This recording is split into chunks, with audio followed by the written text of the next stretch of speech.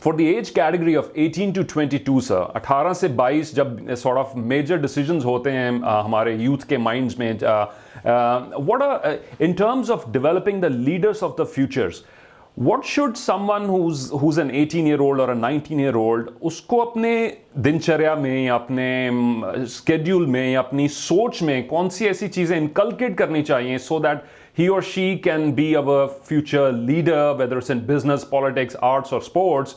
What should a youngster at 18 or 22 do in order to go into that trajectory of being a leader tomorrow? What are your views on that?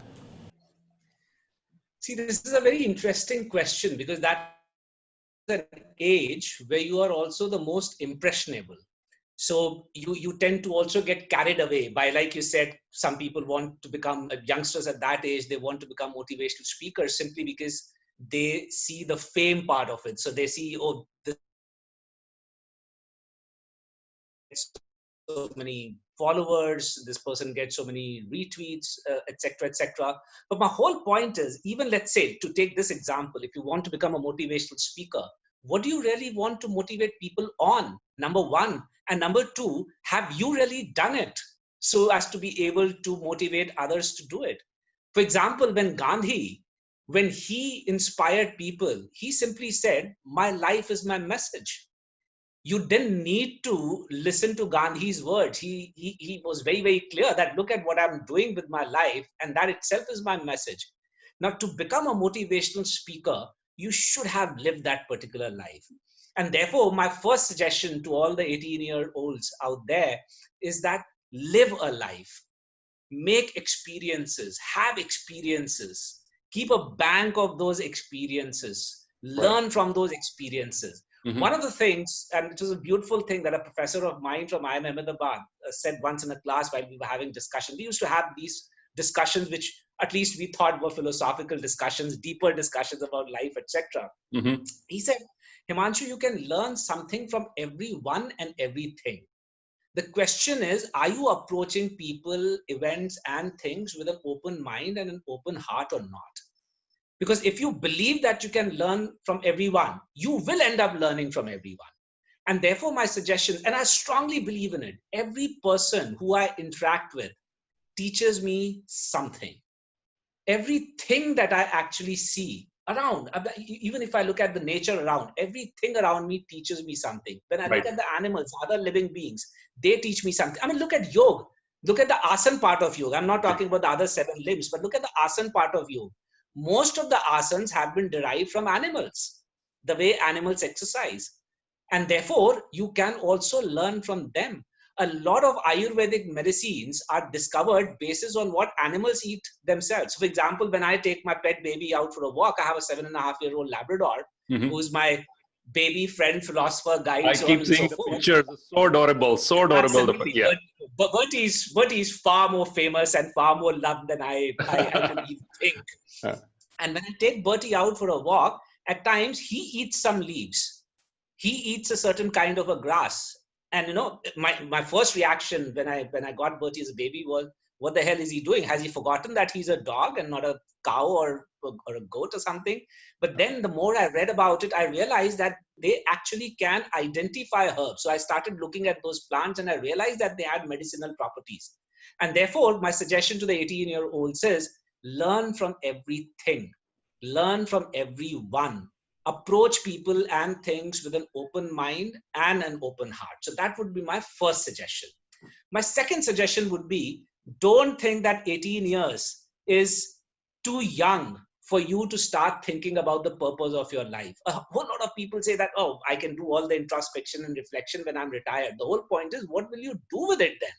Because this is the time when you can actually act, when your body and your mind both are likely to be healthy at an older age. You're physically, you may not be physically strong, though you'll be maybe mentally sharp, or the other way around, or sometimes both. You may not be sharp, and then all you would have is regret left in your life. So the earlier you can start, so far as figuring out the purpose of your life is concerned, do that. And the third thing, which a lot of people may find a little uh, not really in line with whatever philosophies that we have been discussing, is that take very, very good care of your health.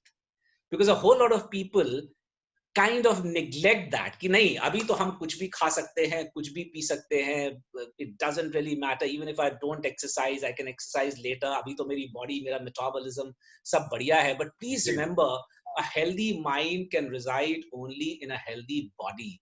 True. And I know that there are multiple lives. I'm not saying that become a sadhu sant. मैं बिल्कुल वो नहीं बोल रहा हूँ कि आप कुछ भी मत करो, आप you don't go to parties, you don't eat or drink whatever it is that you like to eat or drink. That is a gyan which I've never given to people, because and I've always told people, I've always told the youngsters, I'm not concerned about what goes into your mouth. I'm concerned about what comes out of it after whatever goes into your mouth. So मैं ये जान देने के लिए यहाँ नहीं हूँ कि ये मत खाओ, ये मत पियो और ये पियो. My whole point is, what do you do with it? How do you handle it? How do you process it? Right. Absolutely. How do you process it? But the important thing is, you must take care of your health. You must keep yourself physically fit. And the fourth and the final thing I would like to tell them is that have a lot of interest. If you're reading, don't read only one genre, but have an eclectic reading. Read about multiple things. When you're experiencing, try to experience a whole lot of things. Don't go to that favorite restaurant of yours over and over again. Don't go to that favorite city of yours over and over again. Go to new places, explore new people, talk to new people. Because the more number of people that you talk to, the more experiences you have. Absolutely. Many people make the mistake of thinking that they have an experience of 20 years while they have only one experience repeated over a period of 20 over years. And over again, right? Exactly. And therefore, to the youngsters, I would say, have multiple experiences. Be open to new experiences. And that includes be open to new cuisines, new people, new cultures, so on and so forth. And that will give you a perspective which would be far more wider than what we end up if we have same experiences meeting the same kind of people.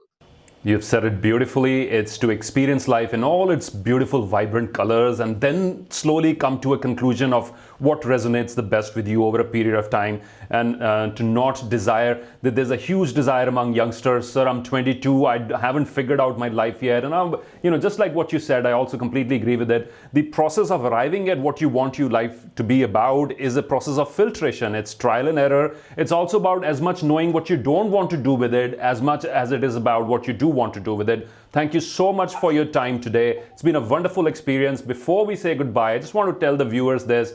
You always ask me what inspires me, what keeps me motivated. It's conversations with great minds like Dr. Himanshu Rai today. It's being in touch with people who are in touch with themselves. See, when an individual is in touch with their own inner spark, they radiate this sort of joy and possibilities and this sort of a beautiful perspective जो हमें रोजमर्रा की जिंदगी से हटाकर एक नई level तक लेकर जाता है, or new level of thinking. So this is one of the sources of my inspiration. And second, I'd encourage everybody to take learning breaks, please. Go out to the best institutions in your country or across the world. This conversation wouldn't be happening today if I wouldn't have been there at the MDP in IIM Lucknow. And I was so hesitating. I said, look, should I go for it? I was going through this process of whole process of confusion before I could say yes, I want to enroll for it. And it's been very, very rewarding, knowing yourself and meeting all wonderful people. This conversation will be very useful for all the viewers from from many different perspectives. And once again, I'd like to thank you for taking out the time today to join us for this interview. Thank you so much. My pleasure, Simerjeet. My pleasure. Thanks. All the best. Bye-bye. Bye-bye.